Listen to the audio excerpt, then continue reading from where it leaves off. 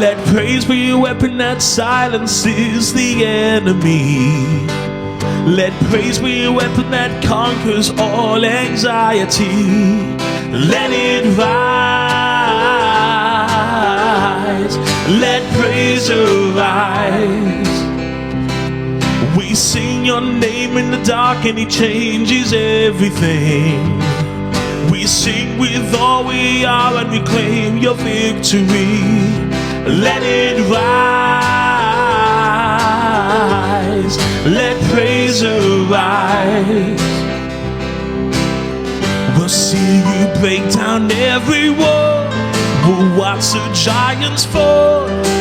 Fear cannot survive when we praise you. The God of breakthroughs on our side, forever lifted high. With all creation cry, God, we praise you. Oh,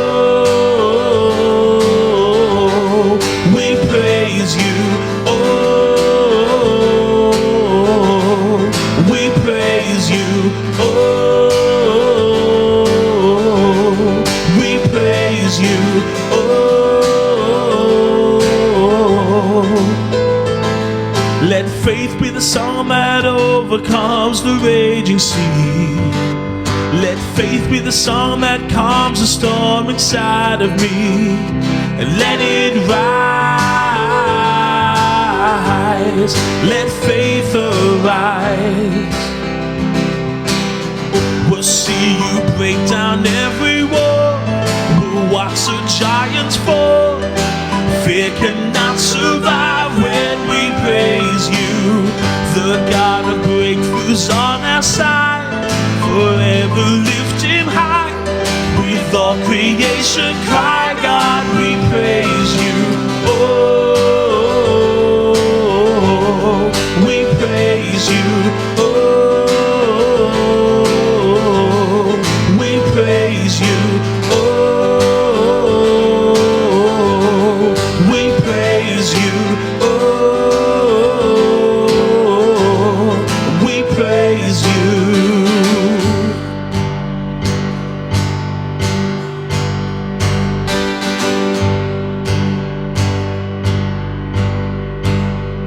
This is what living looks like. This is what freedom feels like. This is what heaven sounds like. We praise you, we praise you. This is what living looks like. This is what freedom feels like. This is what heaven sounds like. We praise you, we praise you. This is what living looks like. This is what freedom feels like. This is what heaven sounds like. We praise you, we praise you. This is what living looks like. This is what freedom feels like. This is what heaven sounds like. We praise you, we praise you. This is what living looks like. This is what freedom feels like. This is what heaven sounds like. We praise you, we praise you. This is what living looks like. This is what freedom feels like. This is what heaven sounds like. We praise you, we praise you. We'll see you break down every wall. We'll watch the giants fall. Fear cannot survive when we praise you. The God of breakthroughs on our side, forever lifted high. With all creation cry, God, we praise you. Oh, we praise you. Oh, we praise you. Oh,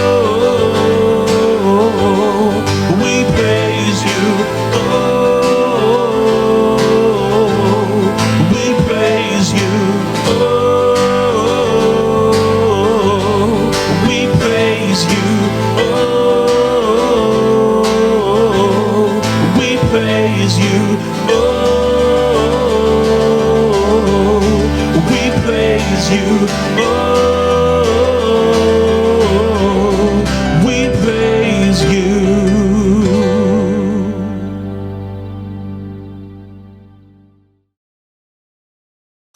Hi everybody, my name's Helen. I'm one of the pastors here at Bethel. Thanks for listening today. You know, whether you're a person of faith or no faith, I'm guessing that a few weeks into lockdown 3, many of us, for a whole bunch of reasons, are feeling not only thankful that we're well and safe, that vaccines are on their way, but we're also perhaps feeling that we're a little bit stuck in Groundhog Day. The weeks can blur into one, can't they? The days, some days I'm not quite sure what day it is. The work rotas constantly mean that we're covering colleagues who are isolating and well or at the end of their rope. And we long for how it was, looking forward to how daily life perhaps could be once again one day. And sometimes it feels like we just want to take our life back, but we feel powerless, perhaps blown along by this pandemic storm. Our teaching series and studies on a Thursday evening offer us some anchor points that will help us to recalibrate and reset our lives in the middle of it all. Simple reminders of the truth of the Bible and simple, everyday, practical practices that will disentangle us from the chaos and refresh our easily distracted souls. I've ordered some stuff online lately, tried to contact companies for information, delivery times and dates, and then hit a brick wall and missing parcels aren't delivered, and the excuse I seem to keep getting is it's all related to COVID-19, and in some cases that may well be true. But it's so easy, isn't it, to blame something or someone else, whether it's a parcel, a service that's got stuck, or whether we ourselves feel stuck. It's easy to blame someone else. Last week, we talked about the fact that we can be so easily lulled, slowly lulled into this sense of spiritual sleep, of slumber. We were encouraged to wake up and strengthen what remains. It's equally easy to get stuck in life, in our journey with Jesus, and blame something or someone else for our stuckness. There's lots of reason we can feel stuck, lots of stuff that gets in the way of us getting unstuck and taking our lives back. We can be riddled with self-doubt, lack confidence, and over the years we can become good at putting ourselves down and taking ourselves for granted, talking ourselves out of our potential. We feel unworthy. Perhaps we can't get beyond our past mistakes and mess-ups. Perhaps there's always somebody kind of reminding us of what we're really like. We can have this fear of being found out. Perhaps we can't get past our mistakes. Perhaps in lockdown we're feeding our distractions with time rather than feeding our souls. Always guilty for that. It's not easy to do. Maybe it's as simple as not knowing the next step that we should take to change something, and we've got stuck in comfortable, we're in a rut, and we're slowly grinding to a lockdown stop. In the New Testament book of Mark, the first and the shortest gospel to be written, Mark writes with such an excitement. It's like he can't wait to write this down. There's a pace even in the way he writes short sentences. He's just got to get it out. He writes through the eyes of Peter, someone else who was good at landing himself in it, and eventually learned the hard way that he couldn't follow Jesus through brute strength or simply through what he knew. He needed grace, even grace that went against the grain of who he was, what he deserved, what culture said was the way it was. Grace makes 3 statements. Number 1, only a perfect God can forgive mess, can forgive sin, can deal with the guilt that we make. Number 2, only a perfect holy God can judge our neighbour, those we do life with, even though we are tempted perhaps to make our own judgments. Number 3, grace says that I need to accept who God accepts, because this grace isn't offered to any of us based on our own credit or how we think we're doing, but through the amazing grace offered to every one of us through the death and resurrection of Jesus. So Mark 10:46, let's just take a walk through this, shall we? Mark 10:46 says this, then they came to Jericho. As Jesus and his disciples, together with a crowd, were leaving the city, a blind man, Bartimaeus, which means son of Timaeus. Bar means son of. You'll remember the Barabbas in the Easter story, Bar-Abbas, son of Abbas, the rabbi. So Bartimaeus, the son of Timaeus, was sitting by the roadside begging. The first half of Mark's gospel sheds a light on Jesus's compassion, and not just any compassion. The sense of kindness that we might sign up to send some money to a charity or whatever, or we might get involved in volunteering for a while. He's not saying this Jesus of Nazareth didn't see people in need and walk on thinking, oh, bless them. He uses the word in the Greek that describes Jesus as having this really deep compassion that comes from his gut. His stomach is stirred, his emotions are stirred. A compassion that stops him in his tracks when it came to the powerless. This wasn't just simple random acts of kindness, folks. It was more than that. I wonder what moves you to your gut. When did that last happen? Because, we can often get stuck for all sorts of reasons, but what do you see in this world? Injustices, heartaches, things that stop you. What stops you in your tracks and stirs you deep? And then the second half of the gospel highlights Jesus' passion. His focus is on the cross. He's heading towards Jerusalem. This was probably one of his last journeys. Nothing and no one could convince him otherwise. He'd got his heart set on one thing, the cross, which meant life for you and for me, although death for him. Jericho was his last pit stop. It was his last service station, really. And Jesus is heading out of town towards Jerusalem for his 17-mile walk. In his mind, he's thinking, it's worth it for me to lay down my life for yours. And people were heading to Jerusalem for the Passover. He was about to trump Passover. He was about to surrender his life as the once and for all atonement for the sin of the world. If I was on death row, if I was taking my last road trip, I think I'd have wanted a bit more me time, if I'm really honest. A top-down, open country road, a car that has no roof on it. Just feel the breeze, just feel the fresh freedom of that with a Carvery or a McDonald's thrown in on the way. Not so for Jesus. In the first century, people wrongly assumed that if you were sick, you were hiding something. You'd done something, that you deserved that sickness. Well, you and I, folks, know that that's not really the case most of the time. That you had unconfessed sin in your life. And so here's Bartimaeus. He's ostracized by the religious. He's relegated literally to the edge of town. No one will employ him. There's no disability act to support him, no benefits, nothing. Life had taken a turn for the worse for this guy when he lost his sight. And now it's hopeless. It's embarrassing. The days are long. They're lonely. He misses his family, his friends, his old way of life. And now his only way of getting by is to sit on a curb and beg. How demoralizing for him. Verse 47, when he heard that it was Jesus of Nazareth passing by, he began to shout, Jesus, Son of David, have mercy on me. Against the cultural protocol, he shouts. He'd heard the rumors about Jesus. He knew the backstory in the Torah, and he shouts.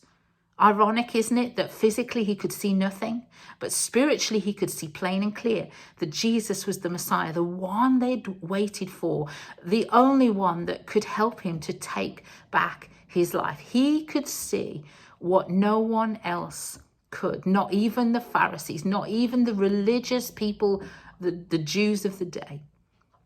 Verse 48, it says, many rebuked him and told him to be quiet. The crowd didn't just tell him to shut up or to shush, really. Mark says that they actually threatened him, that if he didn't shut up, they would shut him up once and for all. This was no empty threat, folks. This wasn't like when the kids are annoying you in the back of the car. Did you do that when they're arguing about the space that one of them's crossed the line of the seat? Me and my sister used to do. She's on my side. She's on my side. Becky and Phoebe used to do it at times as well. She's on my side of the car, and it's all so petty and it's annoying. And as parents, we sometimes will adjust the mirror, look them in the eye and say, if you don't stop it, I'll stop this car and you can get out and you can walk. Needless to say, I never did walk. Neither did my sister, and neither did Becky and Phoebe. Empty threats. Worked at times, calmed the situation down, but empty threats. But these weren't empty threats. This crowd was horrid to this man. He deserved nothing in their eyes. They'd got culture and its religious laws to back them up. But I love Bartimaeus' response. He'd got the courage of his convictions. And Mark says, but he shouted all the more, Son of David, have mercy on me. There was nothing going to stop him grabbing a hold of this moment. It could have been easily missed. He could have easily stayed sat down. He could have listened to the crowd, convinced himself that he wasn't worthy, and stayed stuck on that curb, feeling unnecessary, unneeded, unnoticed. And here's the thing. In that moment, he made his choice. If you're stuck, let me tell you this, shame is not a motivational tool that God will ever use against you. He will never bring up your past in such a way. He'll forgive it, but he won't use it or shame you with it. People will. The devil will. People will prod your deepest bruise. There'll be often someone who will remind you of your past mistakes, the experiences, the decisions in life that you're not so proud of, and they'll tell you in effect to stay sitting down. Get on your curb. And the Bible says that that's exactly what the devil will do too. He comes to rob, to steal, to kill, to destroy. He messes with your head. He takes your worst chapter, adds some toxic people into the mix and some stinking thinking, thank you Joyce Meyer, and creates something that smells like truth. But before you know it, it's convinced you to sit back down.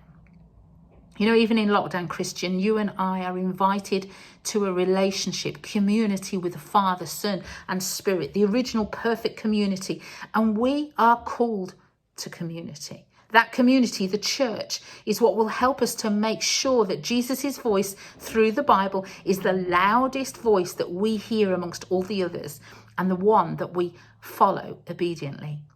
The church, our brothers and sisters who follow Jesus alongside us and with us, are there not to decide for us, but to help us to weigh up what we're thinking and sensing God might be saying to us. They're there to help us. We're here to help you run the distance. Don't distance yourselves. Don't distance yourself. It's such an easy thing to do during this pandemic. Let's ask each other for help. Let's ask each other to pray with one another and help us to process stuff. Not make the decisions for us, but to help us to process, to bring a little word of wisdom or insight to our situation as we encounter challenges, as we discern and discover what God is really speaking into our lives.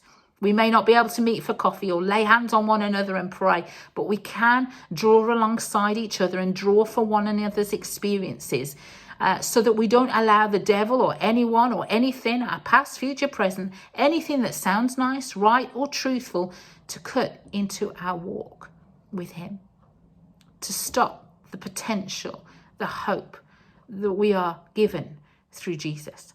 Here's what happened when Bartimaeus refused to believe his life would stay stuck, when he refused to sit down.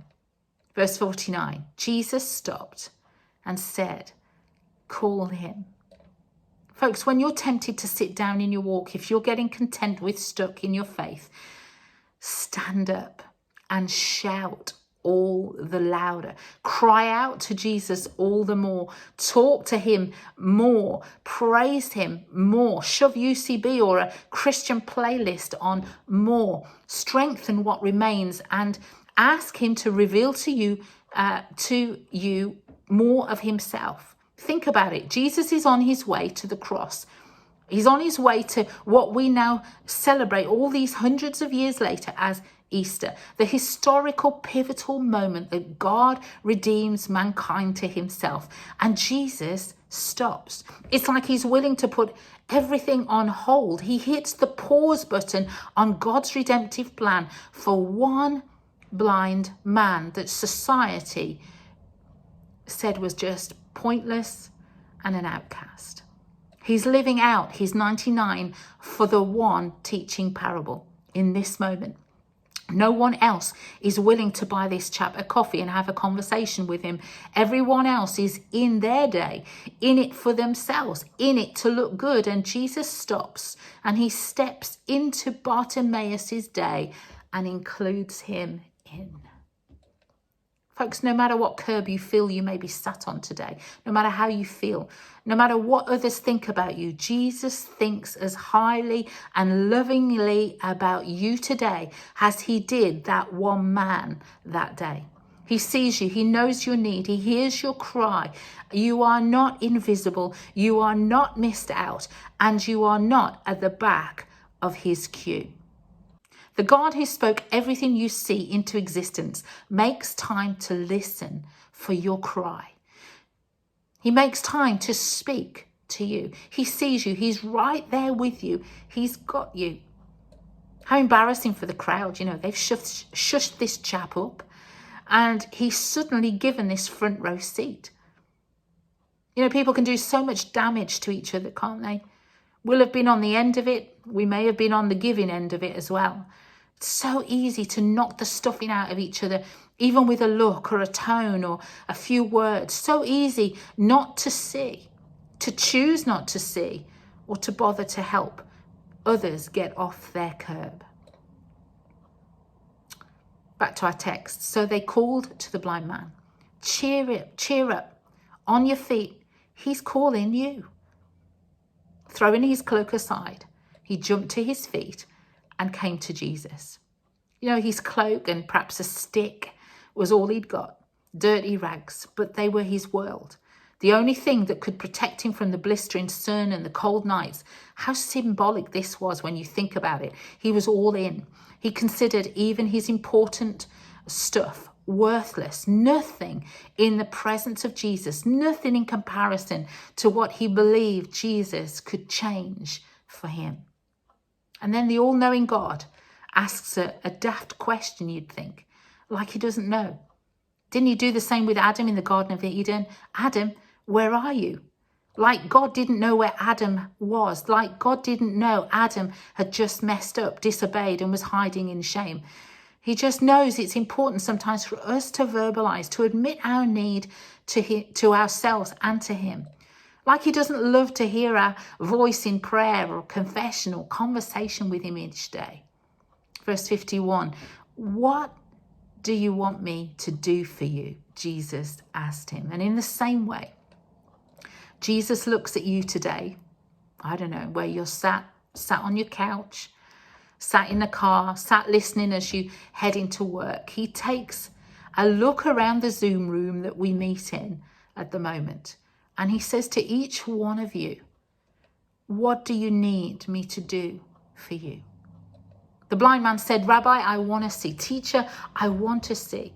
What a loaded answer. I want to see my family again, Jesus. I want to see my son grow up into a man. I want to see my wife smile again. I want to see the sunrise over the city. It's so beautiful. And I want to see that I could work again to contribute, to connect with people in my community, to make a difference. I want to be a part of that. I want to see. How ironic, isn't it, that the blind man could see more than the crowd? He saw the truth. He recognized the position, the power, and the purpose of Jesus. He had a spiritual insight that those with physical sight just didn't have. And then finally, our final verse, verse 52. Jesus says, go your way. Your faith has healed you. And immediately he received his sight and followed Jesus along the road. You know, it's a massive moment. And as massive a moment as being able to see again must have been for this man, the biggest miracle that day was that the trajectory of his life was totally changed. In a moment, in a response to one man's shout against the flow of expectation and religiosity and culture, Jesus responds with compassion from his gut, puts his own focus for his day on hold, teaches the religious a thing or two about his mission, and propels Bartimaeus from sitting on a curb, from sitting out on life to taking back his life. You know, we don't hear anything more about Bartimaeus again, but notice this. He didn't go his own way. He wasn't like the 9 lepers that never came back to say thank you. He was like the one.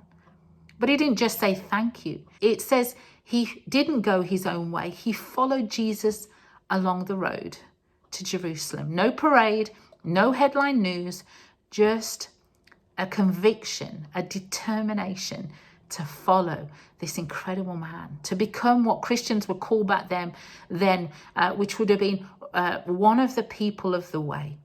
A long, faithful walk in the same direction, telling others about the day he got his life back, suggesting to them that they too could get their lives back through this same man. What a journey with Jesus this man began that day. I don't know where you're sat today, but don't miss this. Bartimaeus didn't. I pray that you would see more with your spiritual eyes than ever before. Wake up to the truth of who Jesus is and what he is able to do in and through you. I don't know where you're sat today. I don't know what your curb looks like today, but I pray that you would cry out to Jesus, honestly, truthfully. Tell him where you're at. Recognize perhaps even for the first time who he is and admit your need to him. Because Jesus asks you today, what do you need me to do for you? You may not be able to see around the corner or what lies ahead, but Jesus invites you to stand up today and take just one step closer to him, despite the stuff, despite the disability, despite the voices in your head that have said you can't, despite lockdown or the crowd of people who you may feel are just always in your way, and take even one step closer to him today. You'll be amazed at what he will do even with that one small step, that one small act of devotion, that one small step of prayer. I don't know where you're sat today. I don't know what your cloak looks like. I don't know what or who you consider your security, your world. But there is nothing better than to surrender it, to shift your heart's focus from the stuff to the one who made it all, to loosen your grip on your stuff and those things that captivate your heart and your focus, and get them back into the place where they should be. Grab a hold of Jesus, who through his death on the cross is the only one who can truly give you your life back with the promise of heaven and eternity thrown in. God bless you, folks. Thanks for listening. Keep following Jesus along the road.